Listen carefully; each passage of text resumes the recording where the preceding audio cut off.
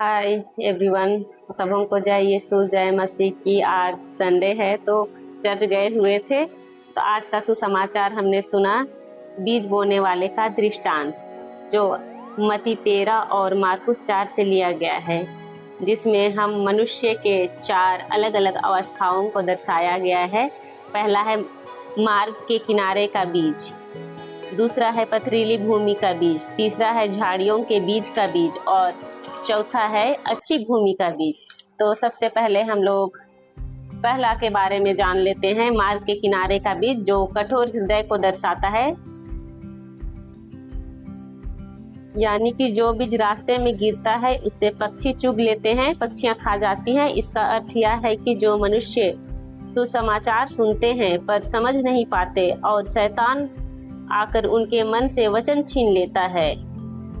जैसे कि आप सब भी जानते हैं, यदि कोई बीज रास्ते में गिरती है तो उससे चिड़िया खा लेती है या कोई जानवर खा लेते हैं। उसी प्रकार हम मनुष्य के जीवन में भी कोई बात या सुसमाचार यीशु का हम समझ नहीं पाते हैं।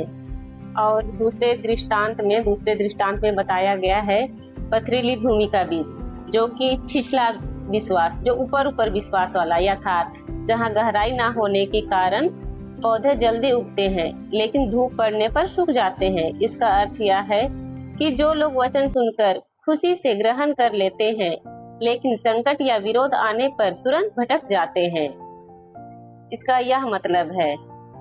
तो चलिए तीसरे दृष्टांत के बारे में जानते हैं। झाड़ियों के बीज का बीज, सांसारिक चिंता, यानी कि जो मोह माया इधर उधर का चिंता करते हैं दुनिया भर का हम लोग। इस झाड़ी में बीज तो उगता है पर झाड़ी उससे बढ़ने ना देकर उल्टा दबा देती है। मतलब हम मनुष्य में भी सांसारिक चिंताएं और धन का धोखा उससे दबा देता है और वह फल नहीं देता है, फलता फूलता नहीं है। मनुष्य के 4 दृष्टांतों में से चौथा और आखिरी दृष्टांत यह है कि यह चौथी वाली अच्छी भूमि का बीज, जो ग्रहणशील हृदय है, हमारे जीवन में जो ग्रहण करते हैं यीशु के वचन को सुनकर, जो बीज अच्छी जमीन पर गिरती है वह बढ़कर 30 गुना, 60 गुना और 100 गुना फल देता है।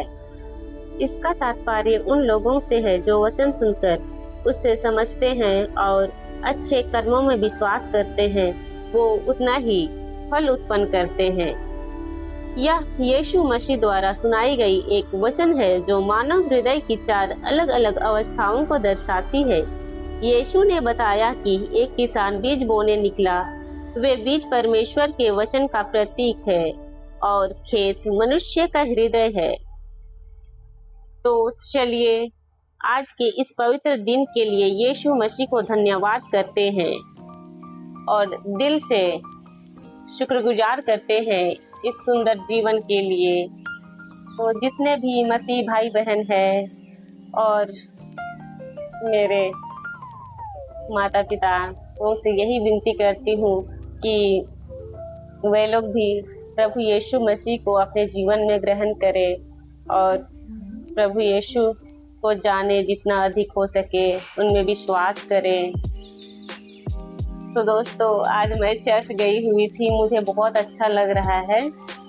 दिल से प्रभु यीशु को धन्यवाद करती हूँ। मैं कभी कभी जाती हूँ चर्च, डेली नहीं जाती हूँ, झूठ नहीं बोल रही हूँ।